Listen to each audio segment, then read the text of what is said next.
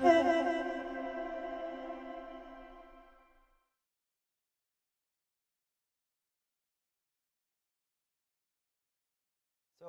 pesticides. Do we need them in cannabis cultivation? And if so, how do we do that? And if we don't want to use them, then what are the alternatives? And of course, we all know that pesticides are used in agriculture in many different crops. But it's good to realize that pesticides are approved for specific plants and specific conditions because we know what we're going to do with them.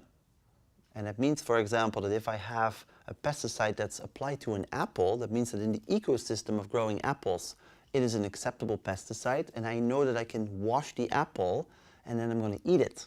So it's going to go through my intestines, and they're really good in taking away toxins. Now with cannabis, that's a little bit different because no pesticide has been approved, as far as I know, for cannabis.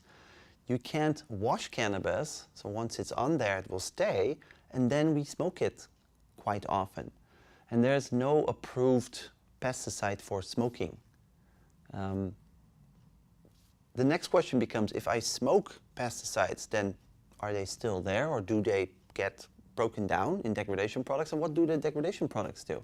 We simply don't have any data. So the safest thing to do is to just not use them.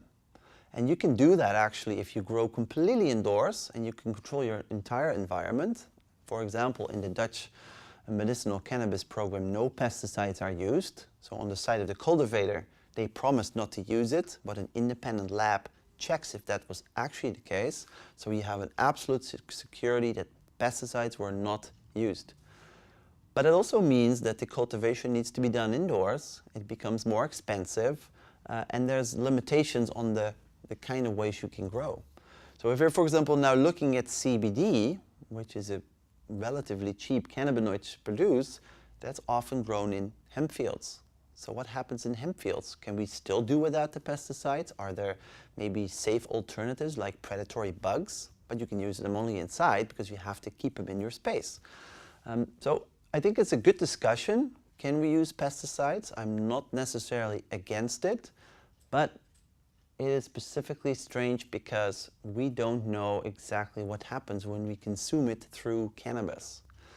If I only use a little bit of pesticides in a large field of hemp, it doesn't seem very harmful, but then I'm going to harvest that whole field and I'm going to extract and concentrate it for the CBD.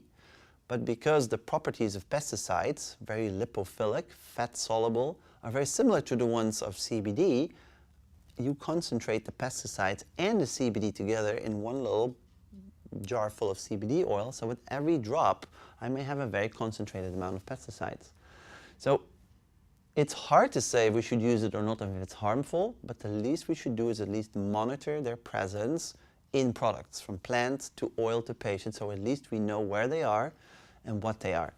And I think based on that data, we can make decisions on when it's acceptable and when we should do without.